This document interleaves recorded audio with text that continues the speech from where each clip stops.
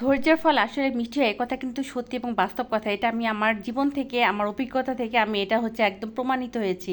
আসসালামু আলাইকুম এভরিওয়ান, আমি নীলা কুকিং চ্যানেল ব্লগ থেকে প্রতিদিনের মতো আপনাদের সামনে হচ্ছে হাজির হয়েছি। সবাই কেমন আছে? আশা করি সবাই আল্লাহর রহমতে ভালো আছেন। আমি হচ্ছে রান্না করবো আর আমার কিছু ভালো লাগার কথা আপনাদের কাছে শেয়ার করব। আমি আসলে কি সবার পেজ দেখি, সবার ভিডিও দেখি, দেখে দেখে আমার কাছে সবার যখন দেখি যে মিলিয়ন মিলিয়ন ভিউ, আমার একটা আক্ষেপ বা একটা মানে বলতে পারেন হতাশা কাজ করতো যে আমার একটা ভিডিও কেন মিলিয়ন হয় না, কবে আমার একটা ভিডিও মিলিয়ন হবে। আর হচ্ছে মানুষের সবার দেখি যে অনেক বড় বড় আপুদের দেখি, তারপরে যাদের ছোট ইউজার তাদেরও দেখি ভিডিও মিলিয়ন হয়। আমার ভিউজ হয়েছে মাশাআল্লাহ আলহামদুলিল্লাহ 8 লাখ পর্যন্ত গেছে, অনেক ভিডিও গেছে, কিন্তু মিলিয়ন হয়নি। তো একদিন এই 2 দিন হলো আমার ভিডিও মিলিয়ন ভিউজ হয়েছে। শুধু মিলিয়ন ভিউ হয় নাই, 3টা ভিডিও একসঙ্গে আমার ভিউজ হয়েছে।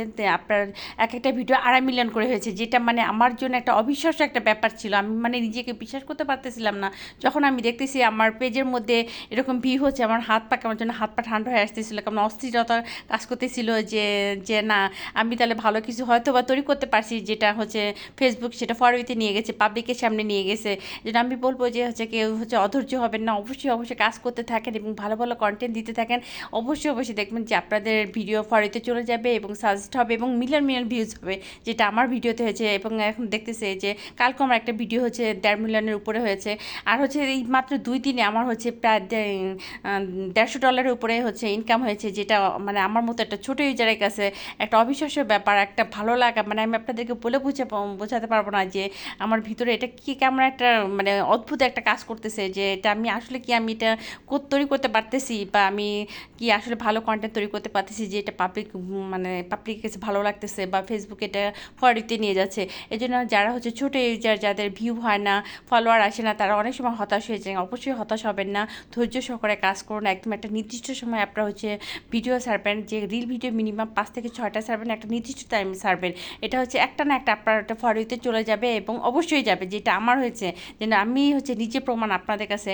আপনারা হচ্ছে আমার ভিডিওতে যে পেজে যে দেখে আসতে পারবেন যে আমি সত্যি বলতেছি না মিথ্যা বলতেছি। আমার হচ্ছে কাজ দেখেন, কথা বলতে বলতে হচ্ছে আমার রান্না বাড়া কাজ অনেক কিছু শেষ হয়ে যাচ্ছে। এদিকে হচ্ছে দেখেন আমি রান্না করে নিয়েছি, বিরিয়ানি রান্না করছি, বিফ বিরিয়ানি।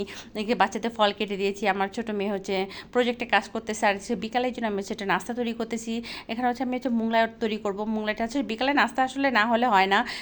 আমার বাসায় ভালো খাবার যাই করি না কেন বিকালে নাস্তা অবশ্যই করতে হবে এবং তাদেরকে এক এক দিনে একটা নাস্তা আমার তৈরি করে দিতে হয়। এই যে দেখেন এখানে হচ্ছে যেহেতু আমার ছোটো বাচ্চারা আছে, ওরা ঝাল খেতে পারে না, এখানে আমি অল্প পরিমাণে হচ্ছে কাঁচামরিচ দিয়েছি। আপনারা বেশি দিতে পারেন যে যেরকম খাবেন। এর মধ্যে হচ্ছে চাট মশলা অ্যাড করেছি, জিরার মশলা, আর হচ্ছে চিলি ফ্লেক্সটা আপনারা দিতে পারেন, বিট লবণ দিতে পারেন। বিট লবণটা দিলে এটা টেস্টটা খুব ভালো আসে। এটা দেখেন এটা পরোটাটা আসলে সবাই মোংলায় আমরা সবাই বানাতে পারি, যারা ব্যাচেলার বা নতুন রাঁধুনি তারা কিন্তু এই যে পরোটা শেপের মতো করে নিতে হবে। আর আটাটা যখন আপনি রুটিটা বেলবেন একটু তেল দিয়ে মেখে নেবেন, তেল দিয়ে মেখে নিলে রুটিটা কিন্তু খুব সুন্দর হচ্ছে বড় হয় এবং পাতলা করে বেলা যায়। এই যে দেখুন আমি তেলের মধ্যে হচ্ছে এপিট ওপিট করে সুন্দর করে লাল করে ভেজে নিচ্ছি, এটা কিন্তু যথেষ্ট পরিমাণ ক্রিপসি। আর হচ্ছে দেখেন